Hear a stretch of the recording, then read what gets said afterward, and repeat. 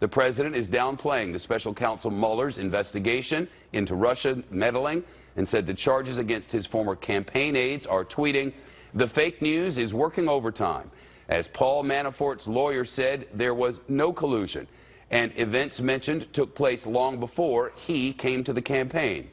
Few people knew the young, low-level volunteer named George Papadopoulos, who has already been proven to be a liar. Check the Dems. Fact check. The charges against Paul Manafort actually stretch from 2006 to 2017 to this year. As for George Papadopoulos, he was brought onto the Trump campaign as a foreign policy advisor in early March of 2016 and was told at the time, according to the indictment, that the campaign sought better relations with Russia, again, early March of last year. He then took a meeting almost immediately in Italy with a man who professed to have good relations or good connections with the Russians.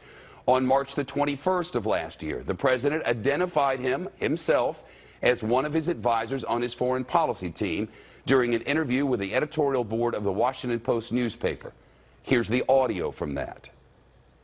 Waleed Faris, who you probably know, PhD, advisor to the House of Representatives caucus, and is a counterterrorism expert. Carter Page, PhD. George Papadopoulos, he's an oil and energy consultant, excellent guy. Energy consultant, excellent guy. That was March the 21st of 2016.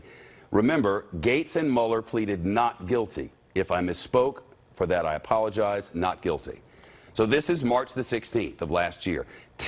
March the 21st of last year. 10 days later, as we reported yesterday, the president sent by Instagram this photo of the group he called his national security meeting.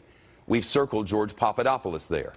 According to the indictment, after that photo opportunity, Papadopoulos had multiple meetings with Russians in person, by Skype, and by email, while in contact with campaign officials. Papadopoulos offered to set up a meeting between Trump and Putin.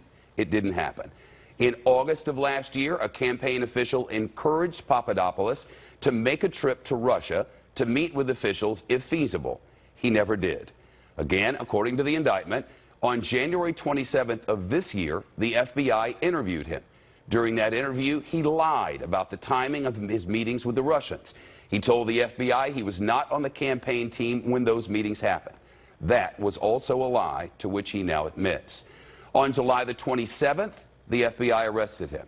Then 38 days later, he pleaded guilty. During all or part of those 38 days, he was, as it was described in the indictment, a proactive cooperator in the FBI investigation. And he is still cooperating.